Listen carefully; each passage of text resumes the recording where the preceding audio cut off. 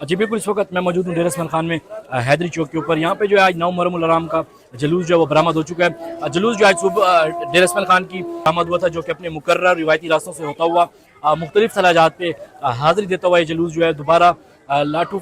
जामिया मस्जिद लाटू फ़कीर है वहाँ पे जाके इख्तिताम पजीर होगा। अगर जुलूस के दौरान में सबील की बात करूँ तो मुख्तलिफ जगहों के ऊपर मुख्तलिफ पॉइंट्स बनाए गए हैं मोमिन की जानिब से, जहाँ पे जो है सबील इमाम हुसैन और नज़र व नियाज़ का भी अहतमाम किया गया है। अगर मैं इस हवाले से जुलूस के साथ सिक्योरिटी की बात करूँ तो इस वक्त डी खान के अंदर सिक्योरिटी के भी इंतहाई फुल प्रूफ इंतजाम कर दिए गए हैं। यकम मुहर्रम से लेकर 10 मुहर्रम तक डफ 144 भी नाफिज किया गया था, जबकि शहर में जो है 8 मुहर्रम तक जो है डबल सवारी पे पाबंदी थी, जबकि 9 और 10 मुहर्रम उल हराम को जो है और योम अशूर के जो मरकजी दिन होगा, योम अशूर के दिन पे जो है डेरा इसमाइल खान में मुकम्मल तौर पे मोटरसाइकिल पे भी पाबंदी आयद कर दी गई है। शहर के दाखिली और खारजी रास्ते मुकम्मल तौर पे बंद कर दिए गए हैं। शहर की मेन पॉइंट्स के ऊपर जो है कंटेनर्स लगा के शहर को बंद कर दिया गया है और इस वक्त जो है अमन अमान की सूरत हाल कायम है और खैर खैरियत से जो है ये जुलूस जो है अपनी रिवायती रास्तों के ऊपर गामजन है।